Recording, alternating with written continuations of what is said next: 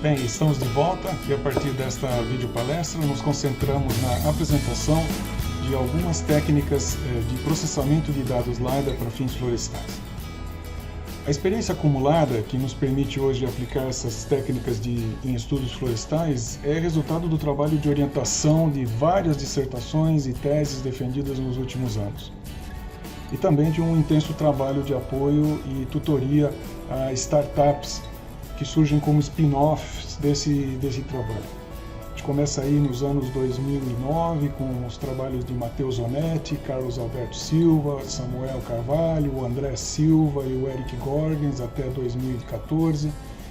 Damos continuidade aí em 2015 com a Débora Camilo, a Danitiele Laranja, a Juliana Oliveira.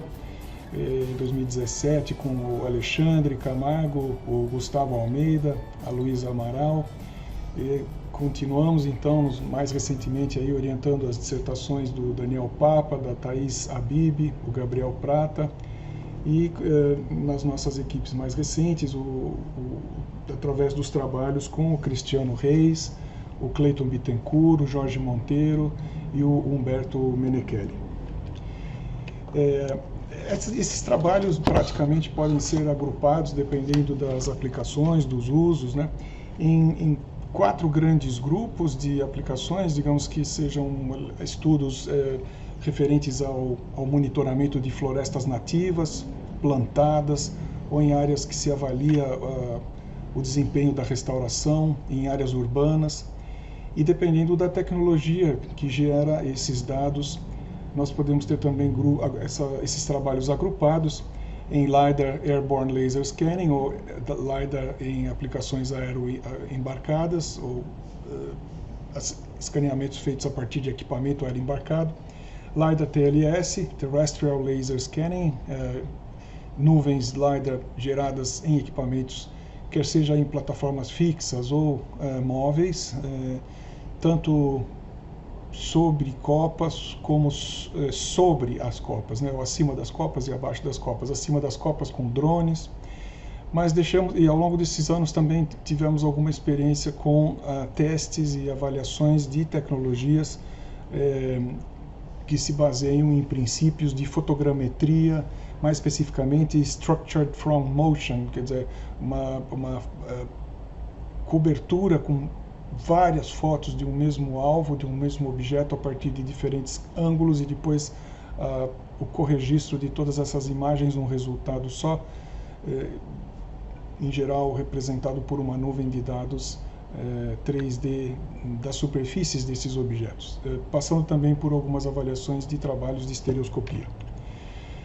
No caso do apoio a startups e de tutoria de startups, uma das mais interessantes foi essa experiência em parceria com o Esteban Gasparotto, né, quando no início da sua hoje empresa startup chamada Trivia, avaliamos os usos e o potencial de uso de escaneadores de baixo custo. Nesse vídeo que vocês veem aqui, nós tínhamos o aparelho acoplado a um cabo, né, na verdade um trolley mecanizado, controlado por rádio, que se deslocava ao longo de um cabo pendurado em 2 pontos fixos, né. Para lugares de difícil acesso, isso poderia ser algo interessante, ainda se mantém como alternativa de uso bastante interessante.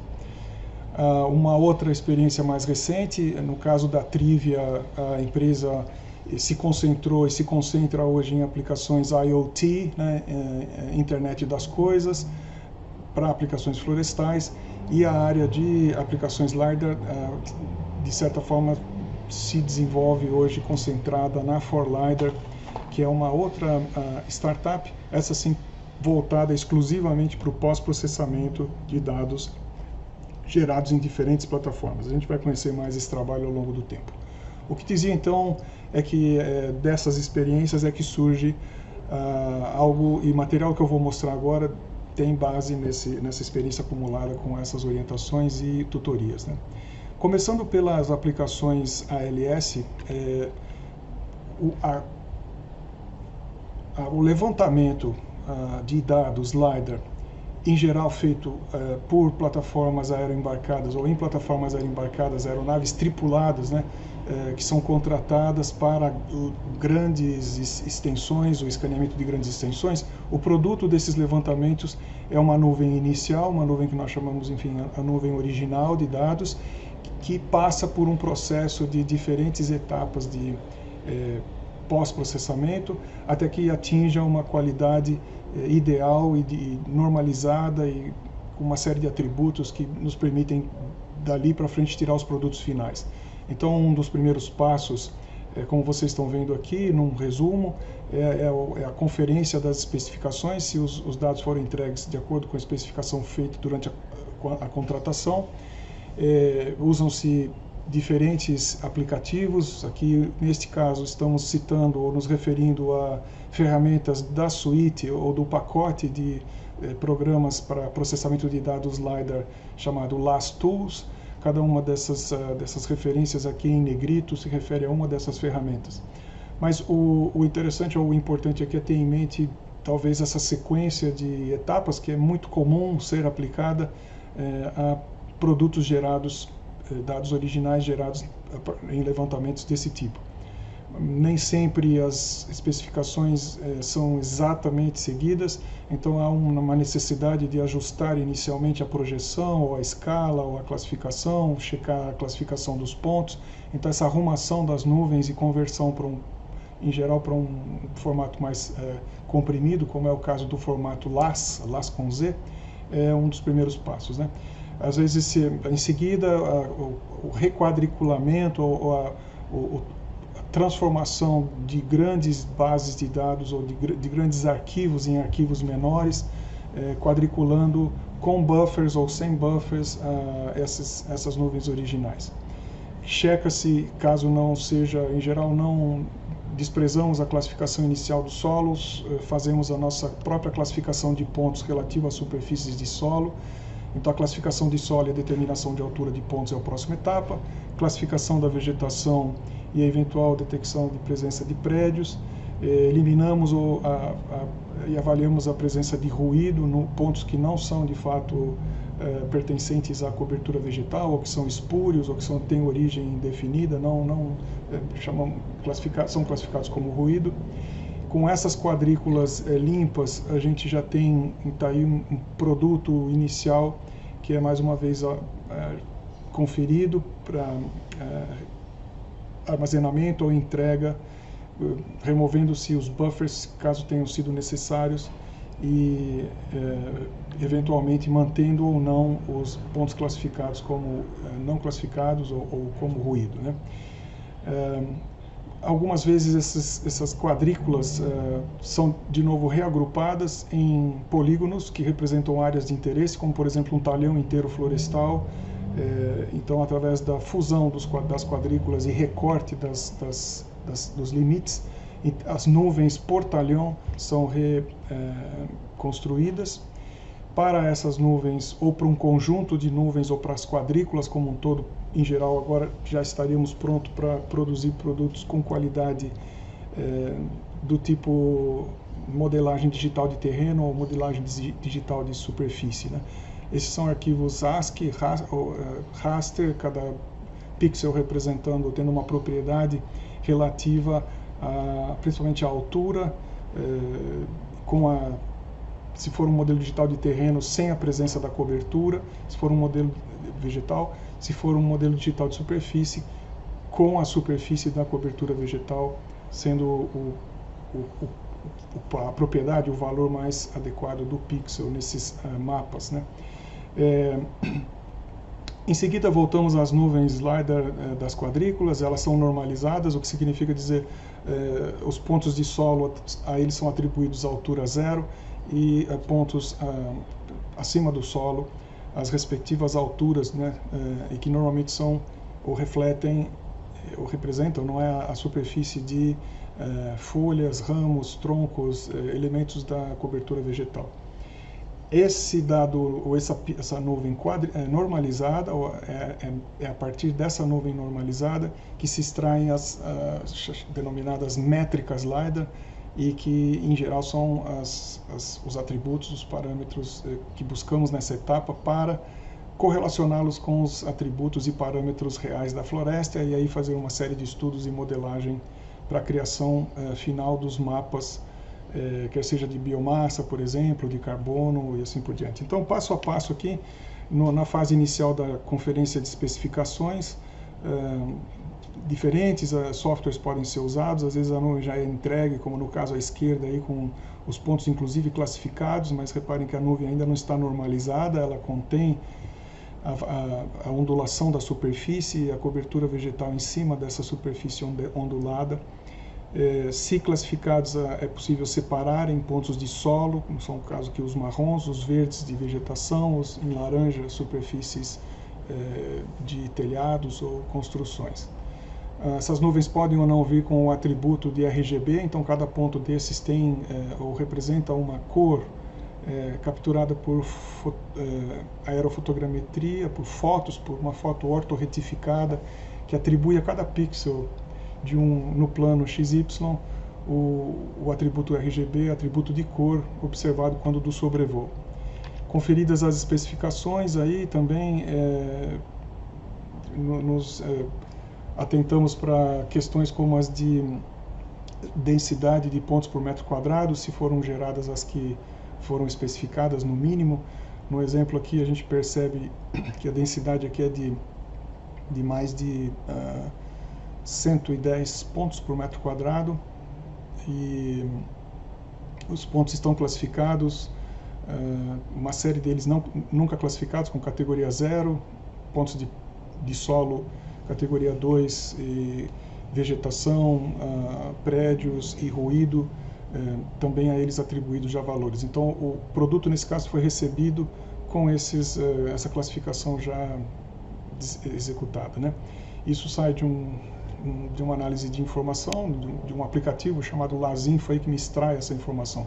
Outros aplicativos podem ser usados para detectar o padrão de voo, a sobreposição de faixas de voo, eventualmente detectando com isso as omissões e o não sobrevoo em áreas que teriam sido eventualmente contratadas e não foram bem cobertas pelo voo, né? A arrumação das nuvens ou a tentativa de, caso seja necessário, adequar certos parâmetros de especificação, incluem o mais frequente deles é uma projeção não adequada. Por exemplo, nesse caso aqui a gente tem a projeção WGS84 com o UTM correto. Isso é conferido nessas etapas e todos esses pontos, então, quanto aos seus atributos de latitude, longitude e elevação, estarem, né, georreferenciados de acordo com uma projeção conhecida ou especificada. O requadriculação da nuvem original, ou o recorte do arquivo entregue em arquivos menores, cada quadrícula representando um subconjunto dos pontos da nuvem, muitas vezes é necessário, porque boa parte do processamento LiDAR pode ser feito depois em paralelo, ganhando em eficiência no processo de computação. Então aqui cada uma dessas quadrículas, por exemplo, desse exemplo, é resultado de uma subdivisão do arquivo maior, e essas quadrículas, quando forem processadas daqui para frente, elas podem ser processadas em paralelo, né, em processadores multicore do computador, e ganhando com isso muita eficiência, em vez de fazer o processamento quadro a quadro ou por um arquivo inteiro, que ficaria muito pesado e muito ineficiente o processamento. Então, em geral, quadricular a nuvem representa produzir um conjunto de chamados também em inglês tiles, né, ladrilhos ou as quadrículas com dimensão que o usuário aí pode estabelecer. Em geral, muitos, por exemplo, gostam de ter quadrículas bastante pequenas, no máximo, e aí um dos critérios usados é o número de pontos que essas quadrículas vão conter.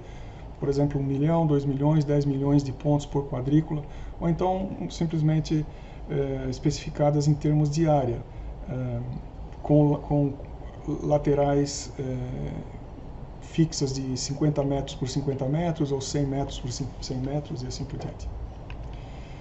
Bem, a próxima etapa é a classificação, a certificação de que os pontos que representam o solo foram bem classificados. Para isso são usados diferentes métodos. Aqui eu cito dois dos mais usados, o método de Krause e Pfeiffer e o outro do Peter Axelson, já normalmente internalizados nos diferentes softwares e sistemas que são usados para isso. O resultado final é que do conjunto de pontos nos arquivos LiDAR, aqueles que representam o solo ou que foram refletidos pelo solo recebem uma classificação específica. Em geral, o padrão internacional, o padrão mais comum é atribuir a esses pontos o valor 2, o número 2, né? Então, o atributo 2 de classificação para nuvens de dados LiDAR significa dizer esse é um ponto de solo. Esses métodos, o Krause e Pfeiffer ou o método do Axelson, diferem ligeiramente, nem sempre resultam, obviamente, na mesma classificação e se tornam mais eficientes em certas aplicações. Em certas situações de ondulação ou de relevo, alguns pesquisadores preferem usar outros. O importante é que, de certa forma, o usuário, o pesquisador, esteja satisfeito com o nível de acuidade da representação do solo por parte desses pontos, né? Então, muitas vezes são feitos testes, conhecidos valores reais, pontos que refletiram, de fato, elementos na superfície para os quais se conhecem os valores de elevação, são testados contra aquilo que a nuvem diz, este é um ponto de solo, e bate no seu posicionamento com aquilo que se esperava durante o teste ou a calibração. Classificados os pontos de solo, em geral, o seguinte passo é, para os pontos remanescentes, classificá-los quanto a pertencerem a superfícies vegetais, da cobertura vegetal, ou a prédios, né, ou outras construções e atributos ou pontos que não representariam de fato o principal interesse nosso. No caso florestal, é ter certeza de que esses pontos representam elementos arbóreos ou elementos da vegetação e não artefatos diferentes, como prédios, currais, pedras ou coisas do tipo, né? Se puder ser classificado de acordo, seria mais interessante. Aqui vocês veem nessas figuras o resultado da classificação já, com os pontos em marrom representando solo, verde vegetação e laranja prédios, telhados, né?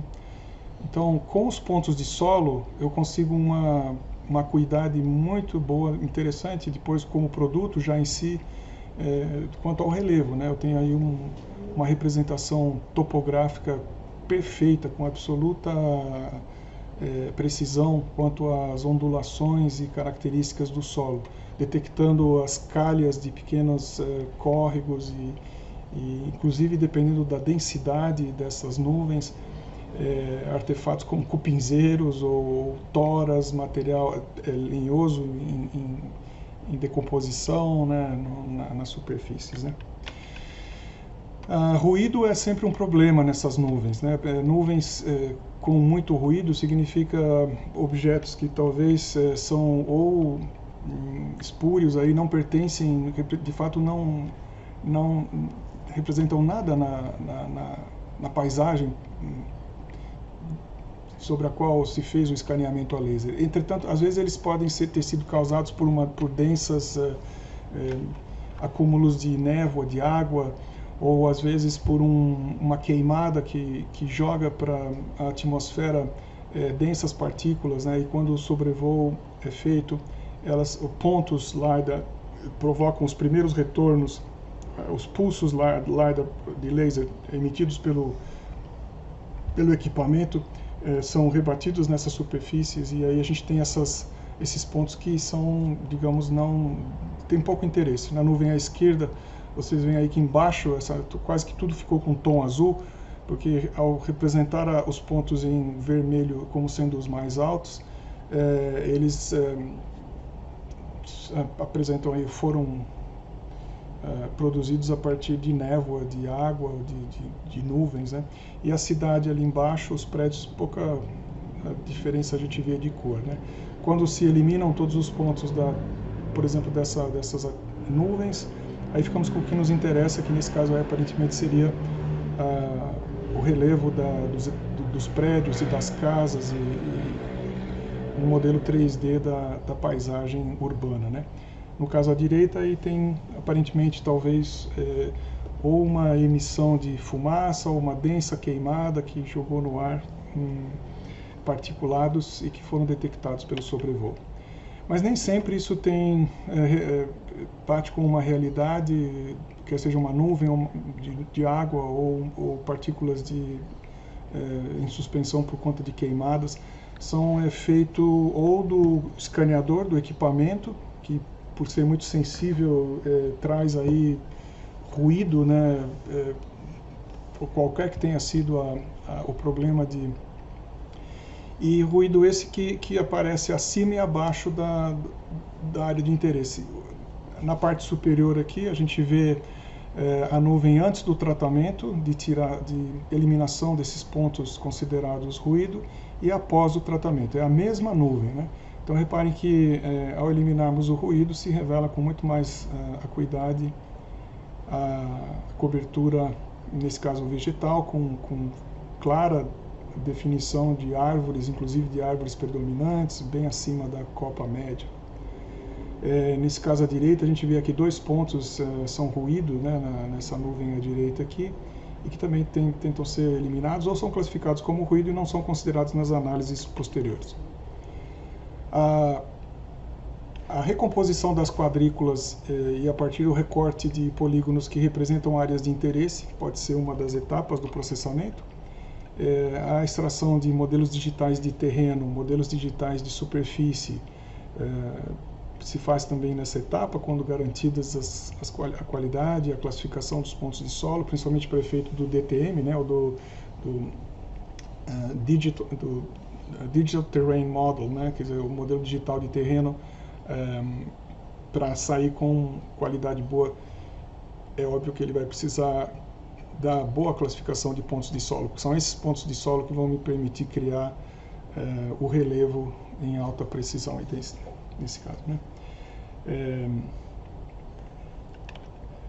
A normalização é uma das etapas que eu sempre acho mais interessantes, quer dizer, essa aqui na parte de cima,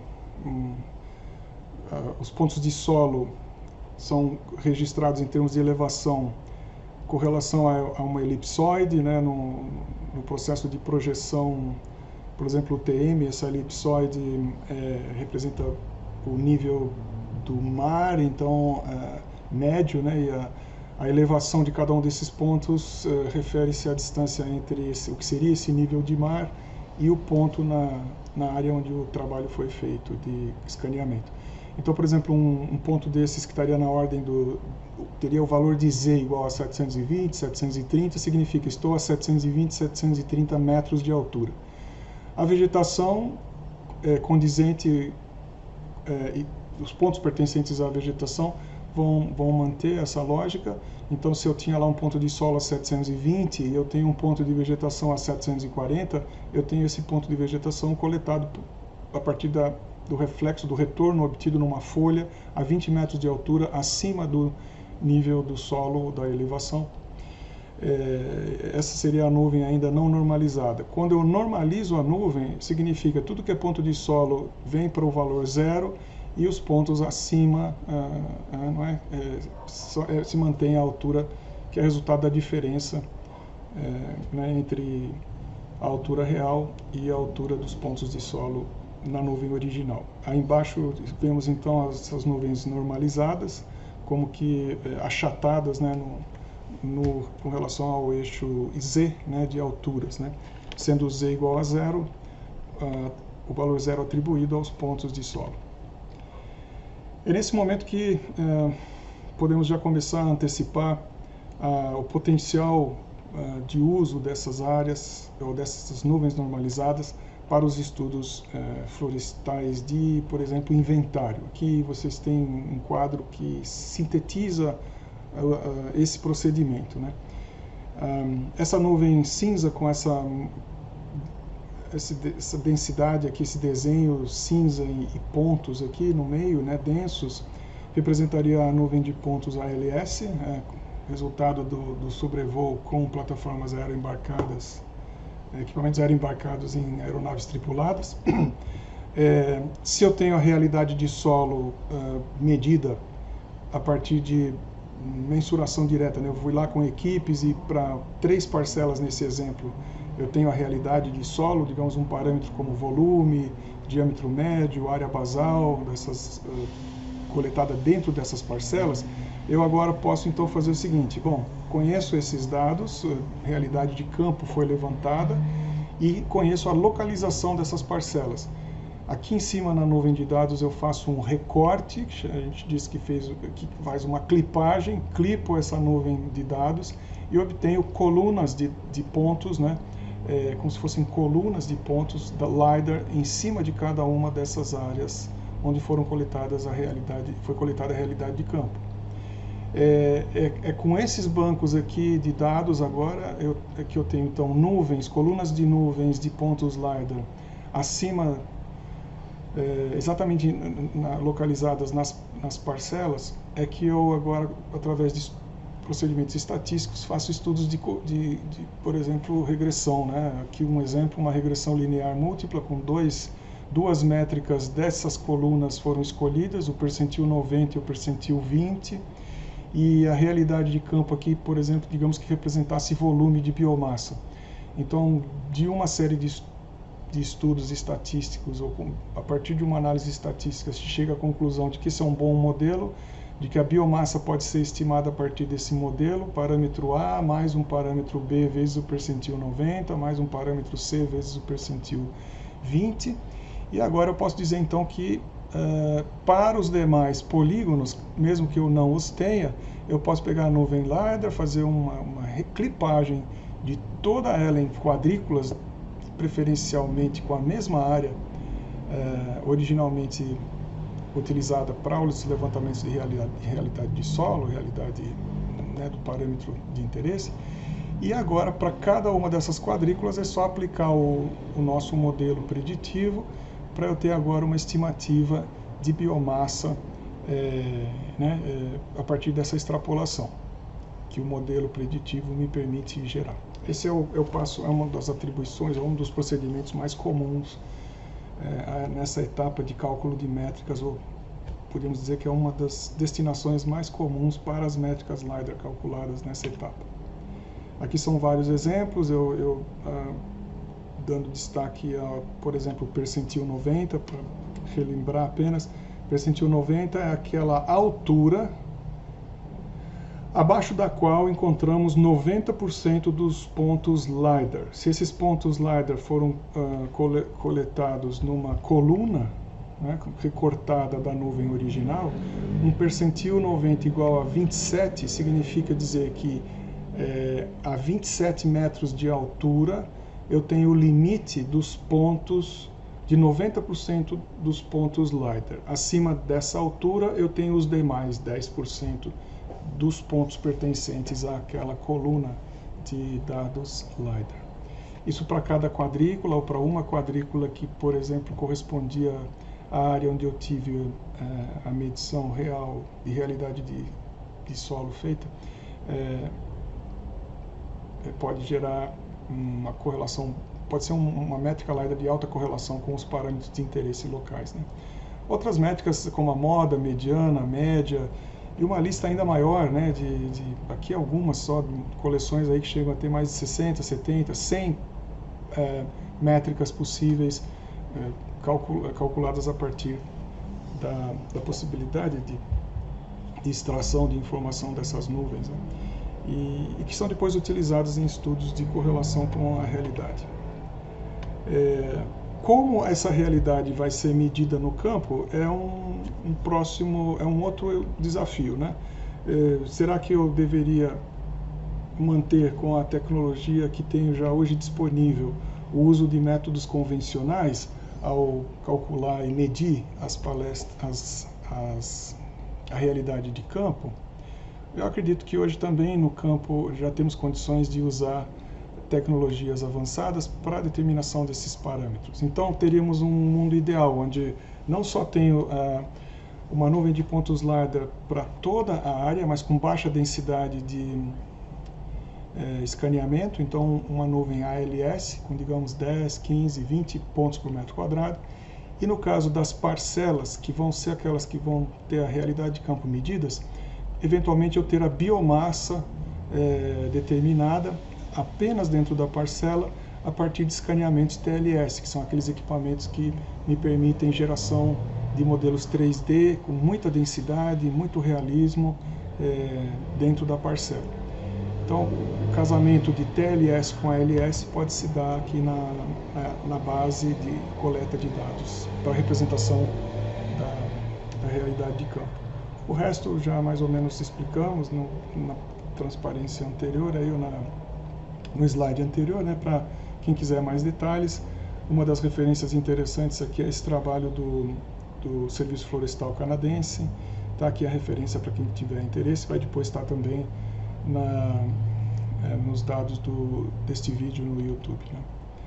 Reforçando a lógica, né, se eu tenho aqui, por exemplo, nas áreas verdes, medições da realidade de campo, feitas por equipes de campo, ao termos o produto LiDAR para toda essa área, por exemplo, um levantamento ALS ou um levantamento de alta densidade feito com drone, o que quer que seja, esse levantamento total, de área total, é o que vai me permitir fazer as extrapolações.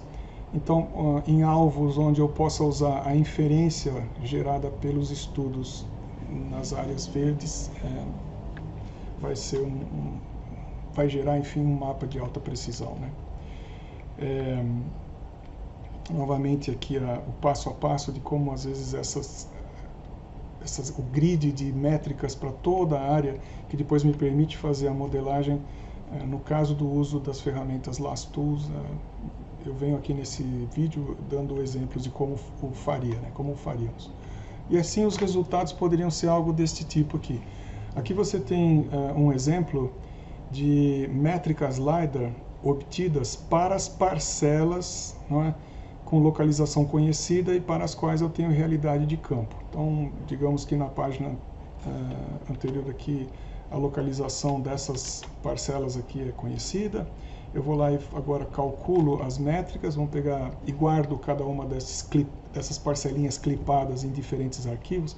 Para cada um desses arquivos eu tenho, por exemplo, a altura máxima dos pontos LiDAR, a altura média, outras métricas como desvio padrão, skewness e kurtose, são também atributos da distribuição das alturas desses pontos, percentis que podem ir do percentil 10 até o percentil 90, né? Tem outras métricas que a gente pode calcular, que são às vezes frações, né? Quanto por cento dos pontos da base, dos 25% da altura inferior representam com relação ao todo, percentual, quantos pontos estão no percentual de 50%, e demais métricas que a gente pode inventar, inclusive, para cada uma dessas parcelas. O objetivo, ao gerar diferentes métricas para cada uma dessas parcelas, é termos condições posteriores de que quais delas teriam maior correlação com os atributos meus de interesse. Por exemplo, os meus atributos de interesse nessas mesmas parcelas, quando medidos, foram volume da parcela, a altura média das árvores dominantes, o diâmetro médio, a área basal, o número de árvores na parcela, o volume por hectare que essas árvores representam, a área basal por hectare que essas árvores representam e o número de árvores por hectare que essas parcelas representam. Isso aqui são dados medidos por observadores indo diretamente lá no campo, né? Então, se eu tenho agora métricas LiDAR para cada uma dessas parcelas, por exemplo, a parcela 742, e para a parcela 742 eu também tenho plot 142, parcela 100, eu tenho a realidade de campo, são agora os estudos de análise de regressão e outras análises estatísticas que, ao serem feitas, me permitirão correlacionar métricas LiDAR com realidade de campo.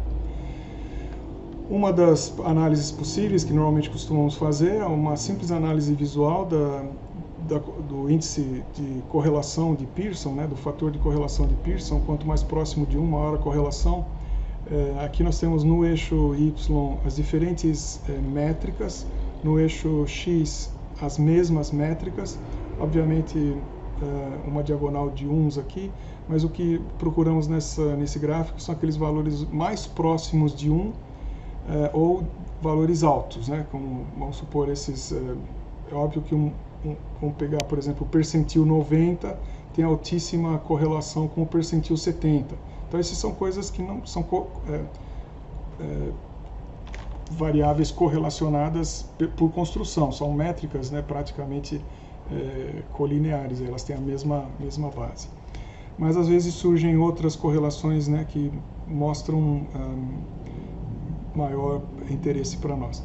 Reparem que aqui os volumes, né, os parâmetros medidos pelas equipes, como área basal, volume, o interessante é olhar para essas variáveis e ver se nessas colunas aparecem correlações altas. Reparem que aqui o volume da parcela com o percentil 70 tem um índice, um fator de Pearson aqui, um índice de correlação de 0,87, né, para esse estudo aqui. Então esse é um dos tipos mais simples de análise que se faz, estudos de correlação entre as métricas LiDAR e as variáveis reais de campo.